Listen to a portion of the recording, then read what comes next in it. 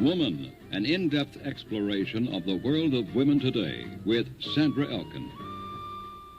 Good evening and welcome to Woman. My guest tonight is Margaret Sloan. In recent years, Margaret has devoted herself to the women's liberation movement.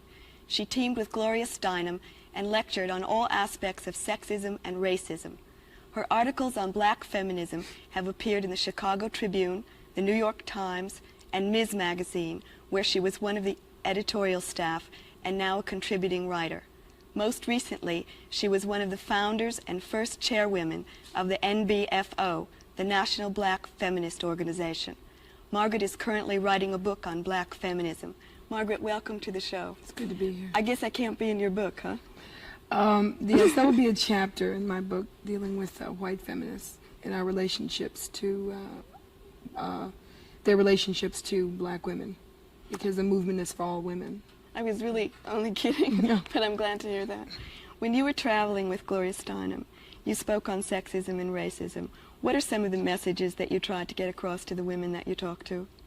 I think one of the things that it was important to get across is that you couldn't talk about sexism unless you talked about racism, and vice versa, and that emphasizing that as women have begun to do research and examine the whole female culture, we understand very clearly that sexism is the underlying isms which all of the isms flow: racism, capitalism, imperialism.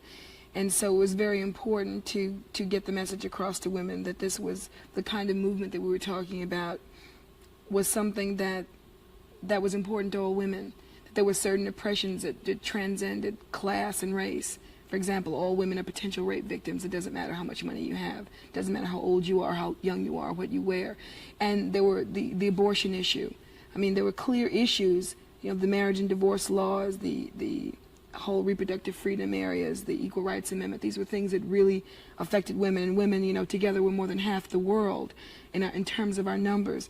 And we were really trying to let women understand that it was very important to come together, at least politically, on issues that affected our lives, because a coalition that powerful really could and can make some waves in this country that will lead to some kind of radical change. Did you get the same kind of response from women across the country, or did they ask different questions in different parts of the country? I don't know. I think that one interesting thing that would come from women who weren't in New York and Los Angeles, they would always assume that that somehow New York and California in general would had everything together, and yet we would be in their towns and we'd see these, you know, women's centers that had HEW funding, and we'd see these really radical projects and very imaginative kinds of things that were going on. And because they unfortunately had read the media, they believed that everything else was important outside of their own area. And we were very impressed by a lot of the activity that was going on in the Midwest and the South, you know, the Northwest. It was really very mind-blowing for us, because you get into sometimes East Coast chauvinism. Yes, you do. Which is very dangerous. Right. How did you come to the feminist movement? Well, by being black and by being female. I mean, I know that sounds too easy, but which do you think of first? Do you think of yourself as black or female first? I don't think of myself as black or female. I mean, I don't look at life. I don't think the oppressor says, well, from Monday to Wednesday we're gonna, you know, discriminate against her because she's female, and the rest of the week we're gonna discriminate against her because she's black. You know, I am a black and female person who lives in a country that is sexist and racist. And so for me, you know, it would be very difficult and impossible to separate my oppressions out that way. I am perceived as a black woman, you know, and so that's how I live my life, and those are the impressions I experience, and those are the things that I fight.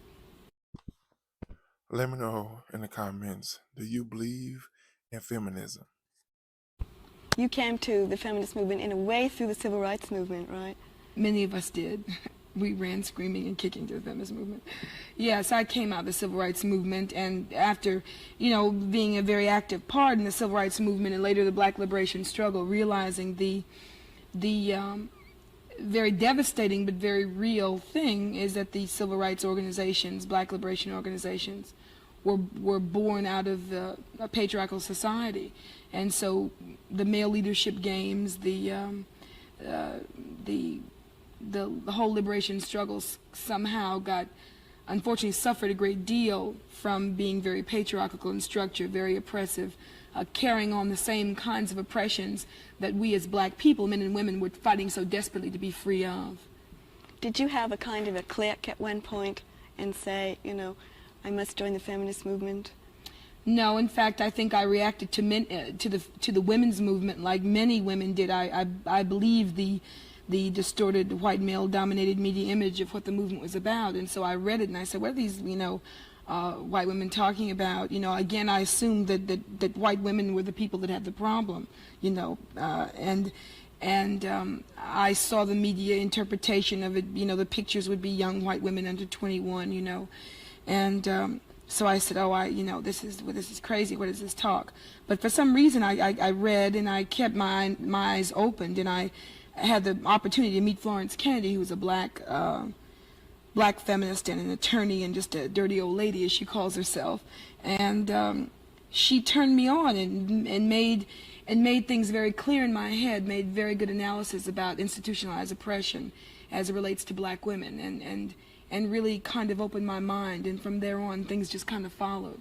I began to see real parallels between the positions of minority men in this society and women, very clear parallels, and I became very impatient, like I wanted to, I wanted to really work on concerns that were important to me as a woman, because I couldn't see how working on things that would improve the lives of black women, which are over half of the black nation in society. I couldn't see how working on things that would make black women free couldn't help, you know, the entire black race. Expand a little bit on some of the parallels that you saw between women and minority men. Stereotypes, the, you know, whether they be cultural or, you know, myths that surround the race and sex myths, you know, blacks are lazy, don't want to work, can't keep a job. The same things they say about women, you know, lazy, can't hold a good job down, you know.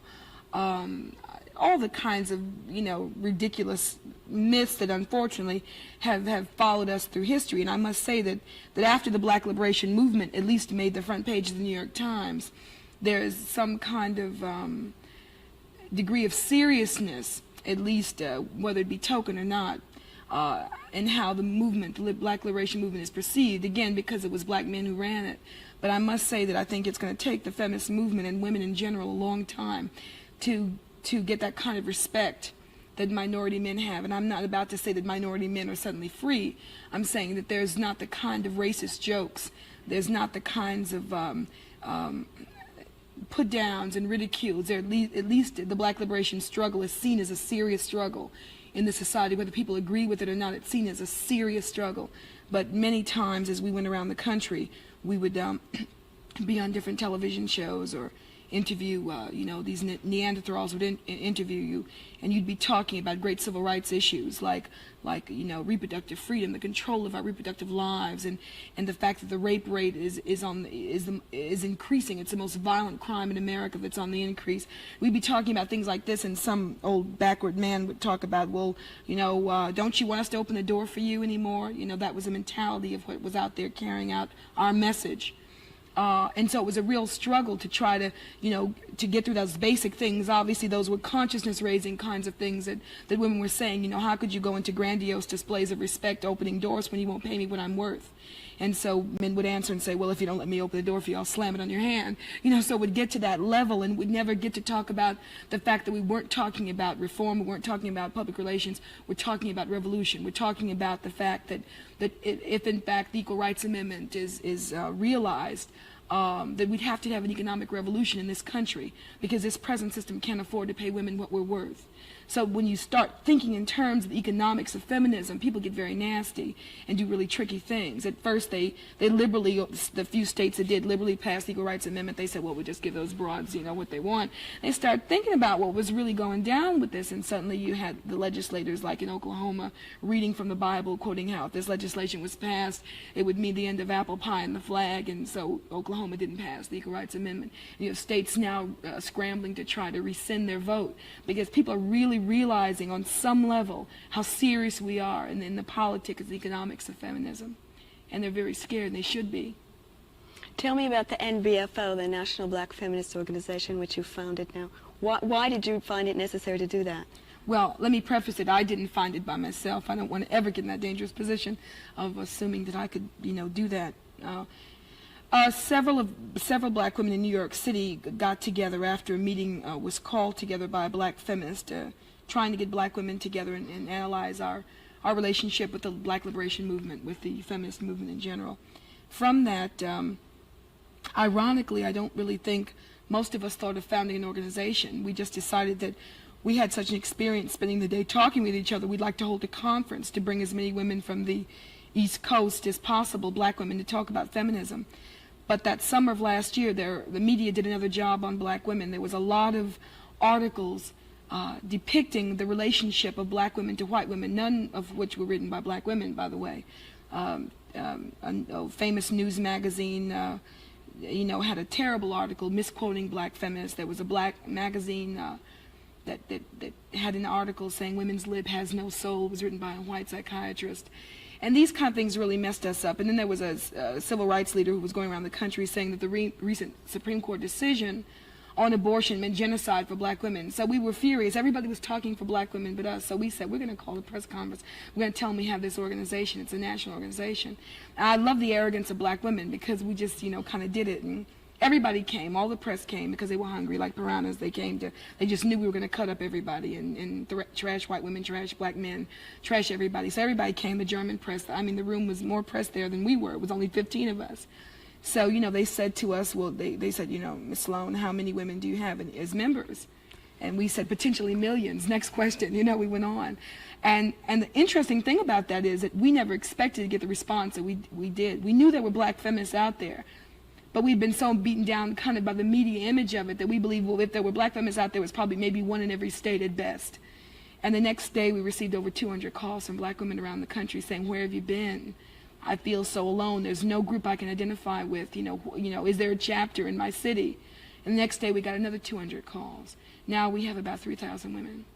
We have chapters springing up in different cities. So NBFO really kind of grew faster than we were prepared for it. But it was really, we knew that there were black feminists out there, and for whatever valid or not valid reasons, they weren't responding to the established feminist organizations. And it seemed like us emerging as a national organization, as a public, above ground, black feminist organization was like a flag to these women, and they responded to us, and they're still responding. What are your goals? Well, at the risk of, let me preface this by saying that we haven't really had a convention of our membership to define national goals.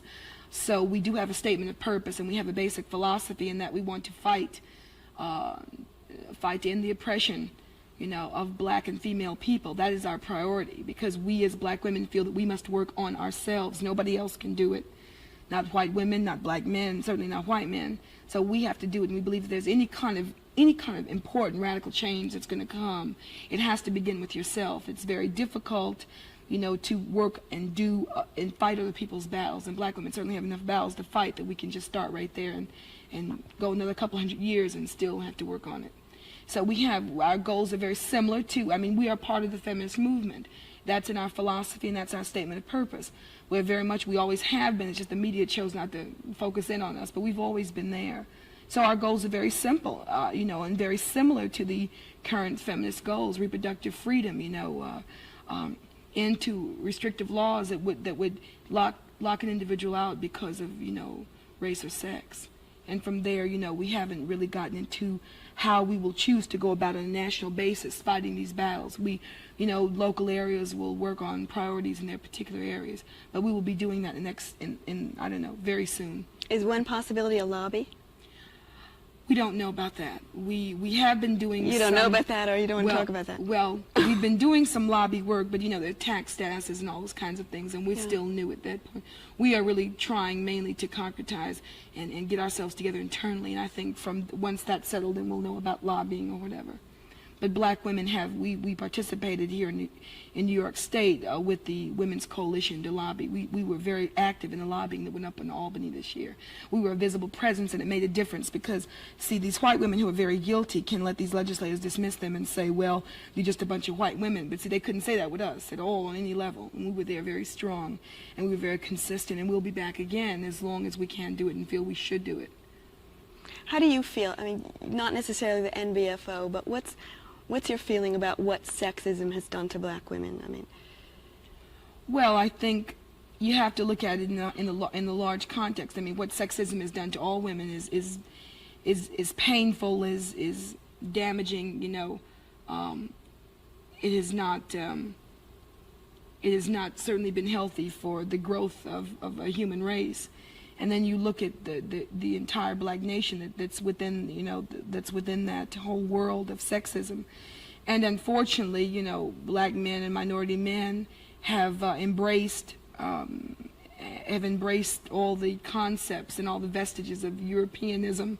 So obviously, that's sexism, you know, and the oppressors, see, the oppressed people are very good at imitating the oppressor. In fact, sometimes they can even do it better, you know, in order to just, I don't know, in order to just so-called feel good. And one of the things that we must do is emphasize to black women that those kinds of things can't be used on us. We can't seriously be talking about it freeing an entire people and yet asking over half of that people to take some kind of subservient position or subservient role. That's very dangerous when you're talking about liberating a whole people. Sexism has affected black women like it's affected white women, probably deeper because of the racism that's there. So while all women in general have a poor self-image, black women have virtually no positive self-images to relate to. Most of our images have come from the boxes of pancakes or some kind of stereotypical negress image that's been concocted by white people or in more recent times, black men. That's very damaging because, of course, you can't talk about, you know, working on child care centers or organizing demonstrations if you believe your lips are too big or your hair is bad or you're ugly. So inherent in our structure is consciousness raising. We believe it's very important for black women to get into their heads and start believing that they are somebody. Because if you believe nobody, all you're going to do is lead people to the rear, and then you'll have a backwards movement. So we're very conscious of how sexism has affected black women. For example, all women, according to the U.S. Department of Labor, all women make less than all men in terms of annual incomes that are estimated by, you know, for workers in this country. But black women make less than white women. So it's, again, we're always behind. I mean, you know, all women are oppressed, but black women are more oppressed. It affects us in all kinds of things. You know, we have more white women on welfare because there are more white women. But a disproportionate number of those people are black women and children. You know, and then it's an overall, you know, statistic that, you know, it's no accident that mostly women and children are on welfare, because that's a direct relationship to most women don't earn no money. So how do black men react to black feminism? Well, I haven't talked to black men, you know, all black men about black feminism. I think there are a lot of myths, though, about the reaction of black men to feminism. That's really what I wanted you to talk about. Yeah. There's a lot of myths because people will always say to us, you know, on campuses, usually it's some white man, he will say to us, but how do black men feel about this? You know, and it's been my experience since I've been, you know, publicly out talking about feminism, that the most resistance does not come from the guy on the corner or the guy shooting pool or even the black guy, you know, in a civil rights organization. The person that seems most threatened by the feminist movement is your socially upward mobile, college-educated white man who has so much to lose by everybody getting together. The two semi-physical attacks that Gloria and I almost encountered came from white men. The kind of hooting and ostracism and, you know, kind of trying to tear you down stuff came from white men. We've had a lot of support from black and third world organizations, and since NBFO is formed, we haven't received any negative letters or response from black men. We did get one letter at the beginning from a black male pimp out in California asking if we agreed on now's position of prostitution, legalized prostitution, because it would be bad for black women because he employed so many and they wouldn't have jobs or something. I mean, it was some strange rationale, but we haven't heard from any black men. We've had support, you know. Which is not to say that black men aren't sexist. I don't want to give that impression at all, but I think that there is a clear myth. There's a push by the white men who run the media that black men are more sexist, so let's deal with them, so it keeps the burden off them. And I don't like to get into degrees of who's more sexist. See, I think that's a very dangerous myth. When the thread is hardest, that's who's more sexist. You know, it could be in your bedroom, it could be in the corner, it could be, you know, Mr. Jones who runs your factory or your office. It depends on who's feeling most threatened at that particular time. So I don't like to get into, you know, who reacts the worst. You know, I guess it boils down to power. You know, and it seems like white men who have most power would be more threatened by all women, you know, the kind of coalition we're talking about, all women and then minority men getting together. I mean, women make up 53% of the country, and then you have minority men making up 17%, so the white men are just kind of tiny. And they get very nervous. They get very nervous. Margaret, you're very often critical of the media's treatment of the black women, and Yes. you're very upset about the image that black women have. Well, I'm upset about, up until very recently, the lack of the image we had. We weren't in there. We weren't very visible. But recently we've been very visible, but of course it's been not the healthiest kind of visibility. The media is very powerful. You know, just one, you know, one Jane Pittman on, you know, nationwide TV can let everybody in America know of the talent of Cicely Tyson, and yet she's been out there for a long time. The media is very powerful, and in fact, in NBFO we have we have a media task force because we're so concerned about how black women are portrayed, not just in TV, but in film, in books, in commercials, whatever, and we find while white women have had the, and I don't want to say chance because I don't think opportunities to be exploited are chances, but while white women have had the access to be visible in the media, and I don't think that their image has been terrific, black women haven't even had that access, and so it seems to me that the battles around the media, you know, challenging not just the people that stand behind the camera, but people who write, direct, whatever it is. There needs to be a real serious examining, a coalition of what is going down. There's there's new so-called black female-headed families, you know, or black females on these series and stuff. And there's a lot of danger in that. There's a lot of danger in laughing at the black female, or the black experience, but laughing, you know, and using humor as a way to kind of ease the guilt of America as to what it's done to, you know, oppressed groups. And the films that are coming out, you know, we don't have any black female writers that have been allowed to be exposed in that way to our actresses, you know. I mean, just the whole concept of what was beautiful up until recently was so limiting that very few white women could fit into it.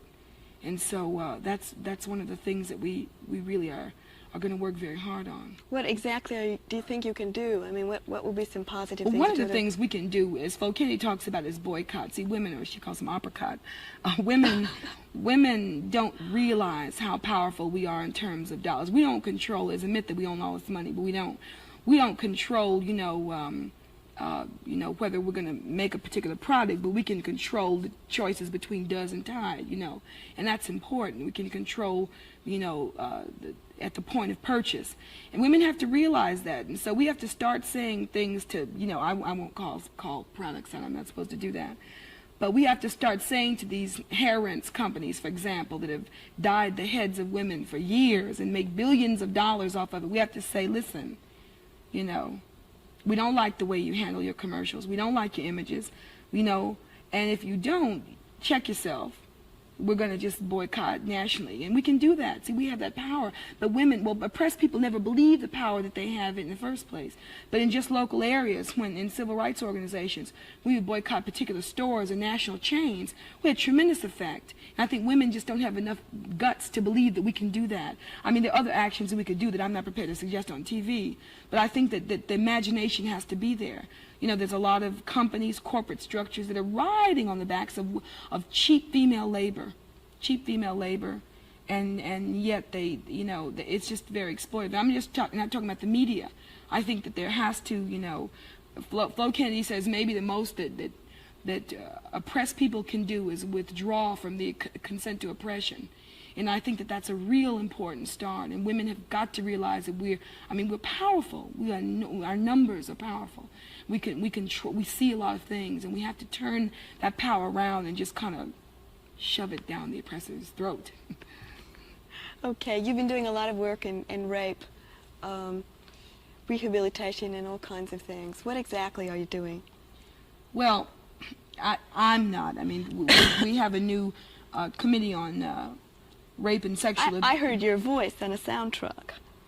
Well, I'm when you say you, it sounds like me, and there's many other women that are doing it. My voice is just probably louder.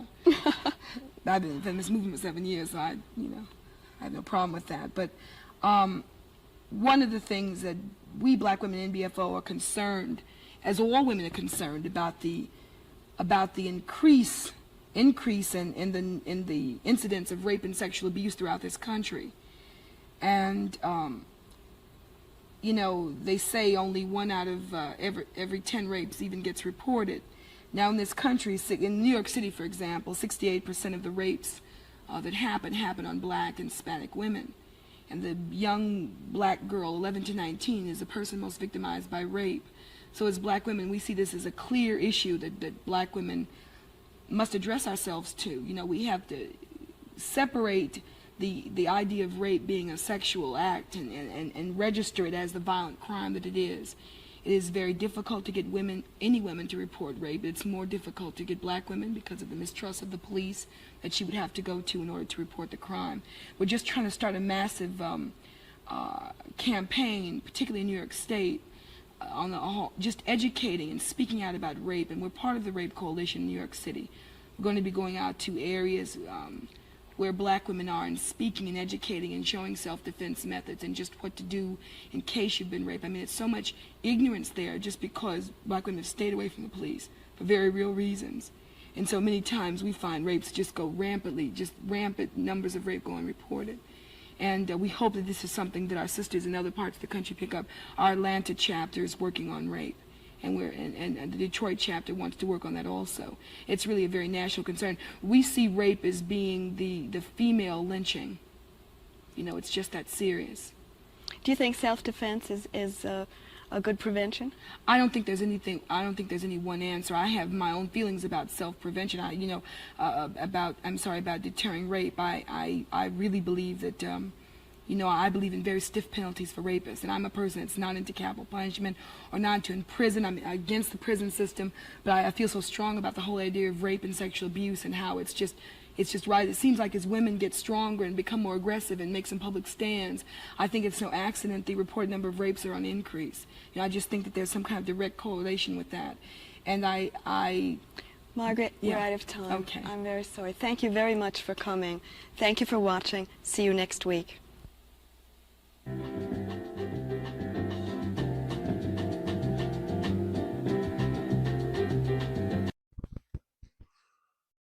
Who would you like for me to do a video on next? What are your thoughts about this video? Please share them in the comments. Please be honest when answering these questions. Share this video with anyone you deem necessary. And don't forget to like and subscribe to the channel.